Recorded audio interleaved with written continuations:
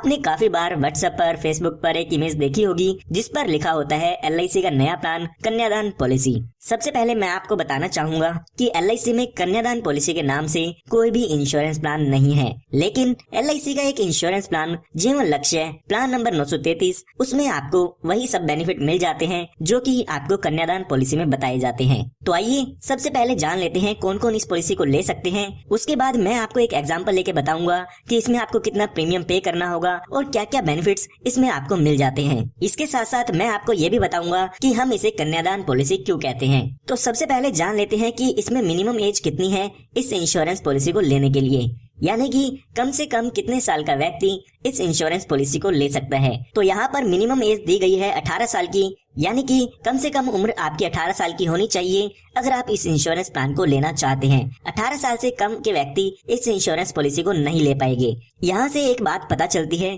कि आप इस पॉलिसी को अपनी बच्ची के नाम पर नहीं ले पाएंगे, क्योंकि कम से कम उम्र 18 साल की होनी चाहिए और आपको ये पॉलिसी अपने नाम पर लेनी होगी अगर आप इस पॉलिसी के बेनिफिट आपकी बच्ची को देना चाहते हैं। यहाँ पर जरूरी नहीं है कि आप मैरिड हो या अनमैरिड हो, कोई भी व्यक्ति जो 18 साल से ज्यादा का है वो इस इंश्योरेंस पॉलिसी को ले सकते हैं। उसके बाद हम बात करते हैं मैक्सिमम एज की, यानी कि ज्यादा से ज्यादा कितनी उम्र के व्यक्ति इस इंश्योरेंस पॉलिसी को ले सकते हैं। तो वो उम्र यहाँ पे दी गई है 50 साल की, यानी कि 18 साल से लेके 50 साल के व्यक्ति इस इंश्योरेंस पॉलिसी को ले सकते हैं। उसके बाद हम बात करते हैं पॉलिसी टर्म की, यानी कि इस इंश्योरेंस प्लान को अगर आप लेते हैं तो कितने साल के लिए इस पॉलिसी को ले सकते हैं। तो यहाँ पर आप 13 साल से लेके 25 साल तक इस इंश्योरेंस पॉलिसी को ले सकते हैं। कम से कम आपको ये बीमा 13 साल के लिए लेना होगा और ज्यादा से ज्यादा इसको आप 25 साल के लिए ले सकते हैं। इनके बीच में आप कोई भी टर्म चूज कर सकते हैं, जैसे कि 15 साल, 20 साल, 21 साल, 22 साल, जो भी आप इसमें लेना चाहते हैं वो टर्म आप यहाँ पे ले सकते हैं। उसके बाद हम बात करते हैं प्रीमियम पेइंग टर्म की,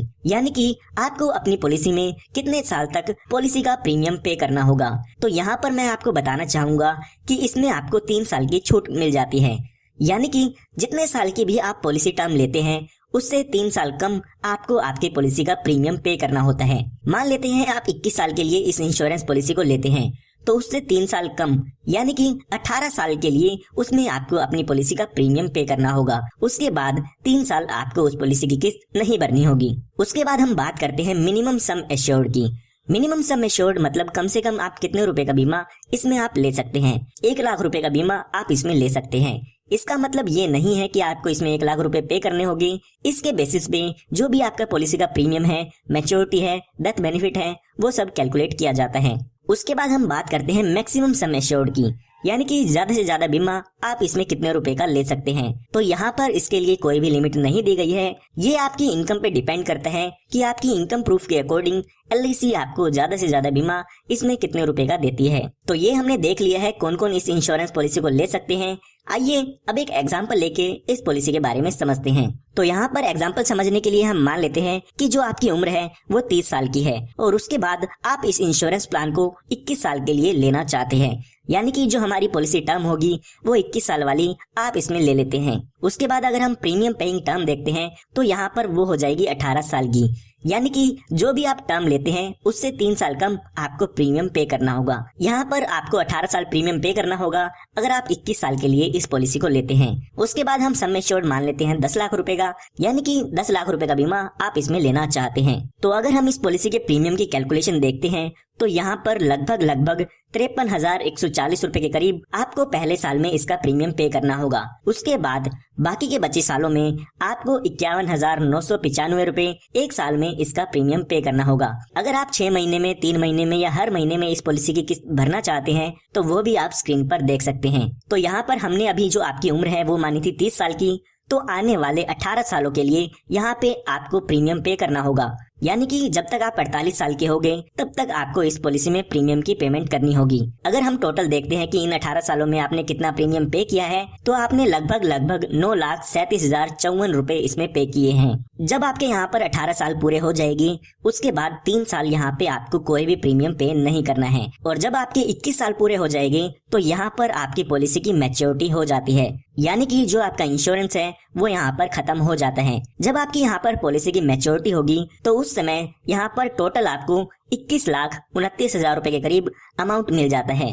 जिसमें आपका 10 लाख रुपए का सम एश्योर्ड होता है, 10,29,000 रुपए का बोनस होता है और 1 लाख रुपए का फाइनल एडिशनल बोनस होता है। तो ये टोटल मिला के आपको लगभग 21,29,000 रुपए के करीब अमाउंट इसमें मिल जाता है मैच्योरिटी पर। हमारे एग्जाम्पल में ये हमने बात तब की है जब हमारे पॉलिसी होल्डर के साथ कोई भी दुर्घटना नहीं होती है, यानी कि उसकी डेथ पॉलिसी के दौरान नहीं होती है। आइए अब मैं आपको बताता हूँ कि इसे कन्यादान पॉलिसी भी क्यों कहते हैं। मान लेते हैं जब आपने ये पॉलिसी ली तो आपकी जो लड़की है उसकी उम्र 1 साल की है। तो अगर आप इस पॉलिसी को 21 साल के लिए लेते हैं तो लगभग जब वो 22 साल की हो जाएगी तो उस समय आपको अपनी बेटी की शादी के लिए या एजुकेशन के लिए वहां पर आपको पैसा मिल जाता है। यानी कि जब आपकी पॉलिसी खत्म होगी तो उस समय आपके पास पैसा होगा जिससे आप अपनी लड़की का कन्यादान कर सकते हैं या उसकी शादी कर सकते हैं। तो आइए अब एक एग्जांपल लेके जानते हैं कि अगर पॉलिसी के दौरान जिसने भी पॉलिसी ली थी उसकी डेथ हो जाती है तो उस केस में कन्यादान कैसे होगा। तो यहाँ पर हम मान लेते हैं कि पॉलिसी शुरू होने के 4 साल बाद पॉलिसी होल्डर की डेथ हो जाती है। डेथ कभी भी हो सकती है, पॉलिसी शुरू होने के 2 साल बाद भी हो सकती है, 1 साल बाद भी हो सकती है या पॉलिसी शुरू होते ही हो सकती है। तो हमारे केस में मान लेते हैं कि पॉलिसी होल्डर की 4 साल बाद डेथ हो जाती है। तो यहाँ पर डेथ होने के बाद यहाँ पर आपको आगे पॉलिसी का प्रीमियम पे नहीं करना होगा, आपका प्रीमियम वहीं पे खत्म हो जाता है। बाकी के बचे सालों के लिए आपकी पॉलिसी का प्रीमियम आपको नहीं भरना होगा। उसके बाद यहाँ पर पॉलिसी होल्डर की डेथ जब भी होती है उसके बाद हर साल जो भी पॉलिसी का नॉमिनी है उसको आपके सम एश्योर्ड का 10% हर साल मिलता रहेगा। यानी कि हमारे एग्जाम्पल में देखते हैं तो हमने 10 लाख रुपए का बीमा लिया था और उसका 10% देखते हैं तो 1 लाख रुपए का अमाउंट हो जाता है। तो जो भी पॉलिसी का नॉमिनी होगा उसको 1 लाख हर साल मिलते रहेगी और ये अमाउंट तब तक मिलेगा जब तक आपकी पॉलिसी की मैच्योरिटी होगी। यानी कि हमारे केस में देखते हैं तो 4 साल बाद डेथ होती है तो बाकी के बचे 17 साल हमें 1 लाख रुपए मिलता रहेगा, जो कि 17 लाख रुपए हो जाते हैं। 17 साल आपको 1-1 लाख रुपए मिलता रहेगा तो 17 लाख रुपए का अमाउंट यहाँ पर ये आपके पास हो जाता है। इसके साथ साथ जब भी आपकी पॉलिसी खत्म हो जाती है, यानी कि जो भी आपका पॉलिसी का टाइम पीरियड था 21 साल का वो खत्म हो जाएगा, तो उस समय इस पॉलिसी की मैच्योरिटी भी होती है। यानी कि जो भी मैच्योरिटी का अमाउंट था वो भी आपके नॉमिनी को मिलेगा। तो यहाँ पर मैच्योरिटी पर सम एश्योर्ड का 110% मिलता है, जो कि हुआ 11 लाख रुपए। इसके साथ साथ बोनस मिलेगा 10,29,000 रुपए का और 1 लाख रुपए का फाइनल एडिशनल बोनस मिलता है। तो यहाँ पर मैच्योरिटी के समय 22,29,000 रुपए मिलेंगे अगर डेथ का केस है। तो यहाँ पर अगर डेथ के टाइम पर मैच्योरिटी होती है तो उस समय 22,29,000 रुपए यहाँ पर मैच्योरिटी पर मिलते हैं। हर साल आपको 1 लाख रुपए तो मिलेगा ही मिलेगा। जितने साल भी आपकी पॉलिसी के बचे हैं उतने साल तक आपको हर साल पैसा मिलेगा। साथ ही साथ इस पॉलिसी में मैच्योरिटी भी होती है। तो यहाँ पर अगर आप अपनी बच्चे के कन्यादान के लिए इस पॉलिसी को लेना चाहते हैं तो यहाँ पर आप देख सकते हैं कि अगर आपकी पॉलिसी के दौरान डेथ भी हो जाती है तो आपकी बच्चे के लालन पालन के लिए भी यहाँ पे पैसे मिलते रहेंगे। साथ ही साथ जब आपकी बच्ची शादी के लायक हो जाएगी तो उस समय भी आपको यहाँ पे पैसे मिल जाते हैं ताकि बच्चे की शादी हो सके। तो यहाँ पर मैं आपको फिर से बताना चाहूंगा कि इस पॉलिसी को कोई भी ले सकते हैं, जरूरी नहीं है कि आप अपनी बच्ची के लिए इस इंश्योरेंस पॉलिसी को लें। जो भी 18 साल से ज्यादा के व्यक्ति है वो इस इंश्योरेंस पॉलिसी को ले सकते हैं। सबके लिए इस पॉलिसी को लेने का अलग अलग पर्पस हो सकता है। उसके बाद यहाँ पर मैं आपको कुछ सजेशन देना चाहूंगा। इस पॉलिसी में आपको कुछ एडिशनल बेनिफिट भी मिल जाते हैं जिसके लिए आपको कुछ एक्स्ट्रा प्रीमियम पे करना होता है। तो यहाँ पर उन बेनिफिट्स को आप अपनी पॉलिसी में ले सकते हैं। सबसे पहला बेनिफिट है टर्म राइडर का। अगर आप अपनी पॉलिसी में टर्म राइडर ऐड करा लेते हैं तो जब भी आपकी डेथ होगी, यानी कि नॉर्मल डेथ होगी, तो उस केस में 10 लाख रुपए का सम एश्योर्ड मिल जाता है। अगर हम अपने एग्जाम्पल में देखते हैं तो यहाँ पे हमने देखा था कि 4 साल बाद पॉलिसी होल्डर की डेथ हो जाती है। तो अगर आपने पॉलिसी में टर्म राइडर लिया है तो जब भी डेथ होगी तो यहाँ पर 10 लाख रुपए का अमाउंट मिल जाएगा, जो कि आपका सम एश्योर्ड होता है। यानी कि जो आपको बेनिफिट मैंने आपको बताए हैं वो तो मिलेगा ही मिलेंगे। साथ के साथ जब भी नॉर्मल डेथ होती है उस केस में 10 लाख रुपए का अमाउंट और आपको मिल जाता है। इसी तरह से यहाँ पे दूसरा बेनिफिट जो आप ऐड करा सकते हैं वो है एक्सीडेंटल बेनिफिट राइडर का।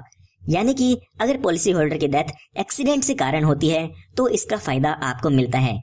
यहाँ पर अगर पॉलिसी होल्डर की डेथ एक्सीडेंट के कारण होती है तो जैसे कि मैंने आपको बताया जो आपको बेनिफिट मिलने थे वो तो मिलेंगे ही मिलेंगे। साथ के साथ 10 लाख रुपए आपको एक्सीडेंटल बेनिफिट राइडर के भी मिलते हैं। यानी कि हम टोटल इस पॉलिसी के बेनिफिट देखें तो यहाँ पर अगर एक्सीडेंटल डेथ होती है और आपने एक्सीडेंटल बेनिफिट राइडर भी ले रखा है और यहाँ पे टर्म राइडर भी ले रखा है तो डेथ के केस में यहाँ पर आपको 20 लाख रुपए मिल जाएंगे। साथ के साथ हर साल 1 लाख रुपए मिलेगा और जब आपकी पॉलिसी की मैच्योरिटी हो जाएगी, यानी कि जब आपकी पॉलिसी खत्म हो जाएगी, तो उस समय 22,29,000 रुपए का अमाउंट भी मिल जाता है। ये जो मैंने आपको 2 बेनिफिट बताए हैं वो आप अपनी पॉलिसी में ऐड कराना चाहते हैं तो ऐड करा सकते हैं। इसके लिए आपको कुछ एक्स्ट्रा प्रीमियम देना होगा। अगर आप इन दोनों बेनिफिट को ऐड करा के प्रीमियम जानना चाहते हैं कितना होगा, तो वो भी आप स्क्रीन पर देख सकते हैं। LIC ने यहाँ पर आपको एक बेनिफिट और दिया है। LIC कहती है कि जो भी आपका मैच्योरिटी का अमाउंट है या आपको जो भी डेथ बेनिफिट का अमाउंट मिलना होता है, उसको आप हमसे इंस्टॉलमेंट पे भी ले सकते हैं। 5, 10 या 15 साल की आप इंस्टॉलमेंट उनसे बनवा सकते हैं। जो भी आप इंस्टॉलमेंट बनवाते हैं उस पर LIC आपको इंटरेस्ट भी देती है। इसके लिए LIC आपको ऑप्शन देती है, पॉलिसी के दौरान आपको बताना होगा LIC को कि पॉलिसी खत्म होने पर आप इस पैसे को एक साथ लेना चाहते हैं या आप इंस्टॉलमेंट में लेना चाहते हैं। जैसा भी आप कहते हैं उस तरीके से LIC आपको आपके पैसे को आपको दे देती है। उसके बाद बात करते हैं अदर बेनिफिट्स की, यानी कि इस पॉलिसी में आपको और कौन कौन से बेनिफिट मिल जाते हैं। सबसे पहले यहाँ पर आपको कुछ एडिशनल राइडर मिल जाते हैं, यानी कि कुछ एडिशनल बेनिफिट आपको इसमें मिल जाते हैं जिसके लिए आपको कुछ एक्स्ट्रा प्रीमियम पे करना होगा। तो यहाँ पर आप एक्सीडेंटल डेथ बेनिफिट राइडर ले सकते हैं। उसके बाद आप accidental benefit rider, term rider या क्रिटिकल इलनेस राइडर, ये सब आप अपनी पॉलिसी पर एक्स्ट्रा प्रीमियम देके ले सकते हैं। उसके बाद आपको इस पॉलिसी में लोन की सुविधा मिल जाती है। पॉलिसी शुरू होने के 2 साल बाद आप अपनी पॉलिसी पर लोन ले सकते हैं। उसके बाद अगर आप अपनी पॉलिसी को सरेंडर कराना चाहते हैं तो पॉलिसी शुरू होने के 2 साल बाद आप अपनी पॉलिसी को सरेंडर करा सकते हैं। उस समय जो भी आपकी पॉलिसी की सरेंडर वैल्यू होती है वो LIC आपको दे देती है। जो भी आप लोन लेंगे उसका इंटरेस्ट यहाँ पे आपको पे करना होता है और आपकी जो पॉलिसी है वो भी चलती रहेगी। लेकिन अगर आपकी पॉलिसी अगर आप सरेंडर कर देते हैं तो आपकी पॉलिसी बंद हो जाती है। उसके बाद हम बात करते हैं मोड ऑफ पेमेंट की। तो LIC यहाँ पर 4 पेमेंट के मोड देती है। आप 4 में से कोई भी ऑप्शन ले सकते हैं। अगर आप साल में किस्त भरना चाहते हैं तो 1 साल में भर सकते हैं, 6 महीने में भरना चाहे तो वो भी ले सकते हैं, या आप 3 महीने या हर महीने में भी अपनी पॉलिसी की किस्त भर सकते हैं। उसके बाद यहाँ पे आपको ग्रेस टाइम पीरियड मिलता है, यानी कि आपको कुछ एक्स्ट्रा दिन दिए जाते हैं जिसमें आप अपनी पॉलिसी की किस्त भर सकते हैं। उसके लिए यहाँ पे आपसे कोई भी लेट फीस नहीं ली जाएगी।